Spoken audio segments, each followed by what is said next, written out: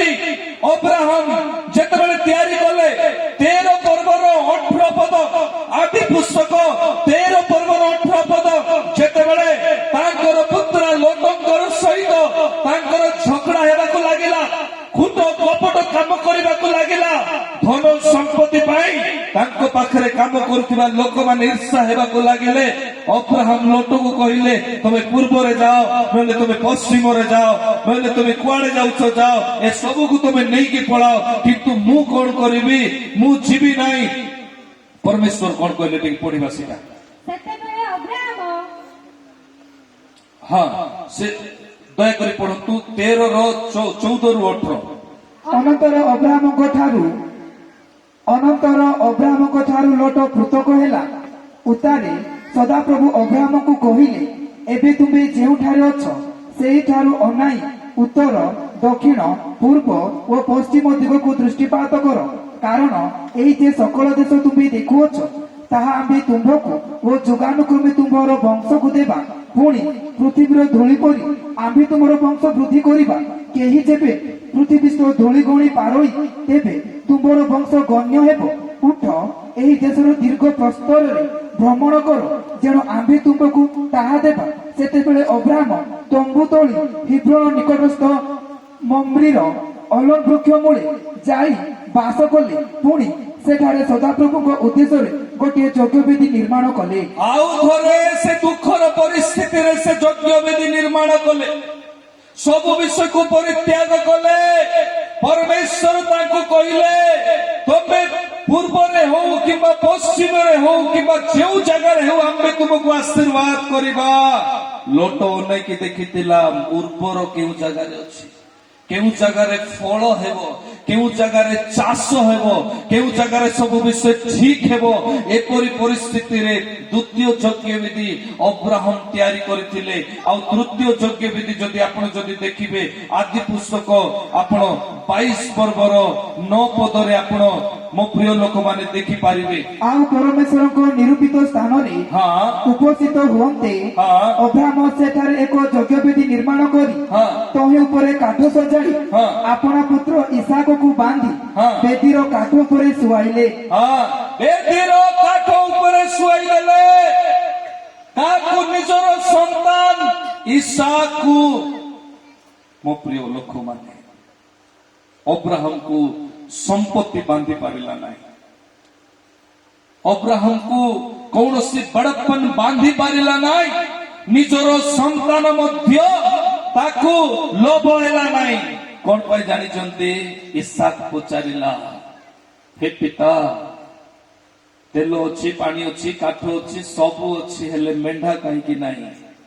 Abraham এই ଈଶ୍ୱରଙ୍କର ବାକ୍ୟକୁ ଜାଣିବା ଲୋକ ଥିଲେ, ଏଥିପାଇଁ ସେ କହିଲେ ମେଣ୍ଢା ସେ ଜାଗାରେ ମତେ ପରମେଶ୍ୱର ଯୋଗାଇ ଦେବେ। Hallelujah, hallelujah.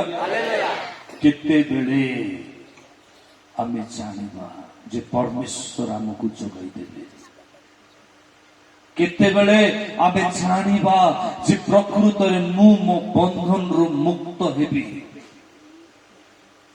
ସେତେବେଳେ ଯେତେବେଳେ ପରମେଶ୍ୱରଙ୍କର ପ୍ରଥମ ବାକ୍ୟ ଆମ ଜୀବନରେ ଯେଉଁ ଆଦେଶ ଥିବ ସେ ଆଦେଶକୁ ଆମେ ପାଳନ କରିବା। ଆଜି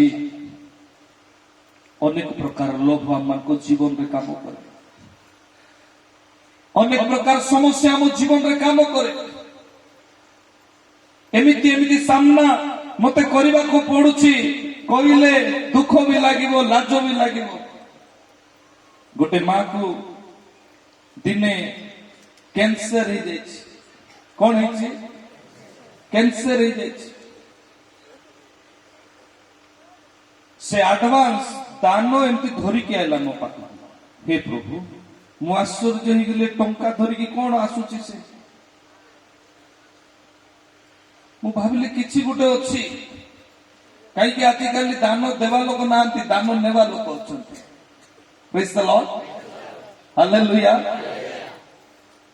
ଯେତେବେଳେ ମହାମାରୀ କଥା ଆସିଲା, ମହାମାରୀ ଗୋଟେ ଗୋଟେ ଷ୍ଟେପ କୁ ଯିବା, ଗୋଟେ ଜାଗାରେ ଏ ପ୍ରକାର ମହାମାରୀ ହେଲା,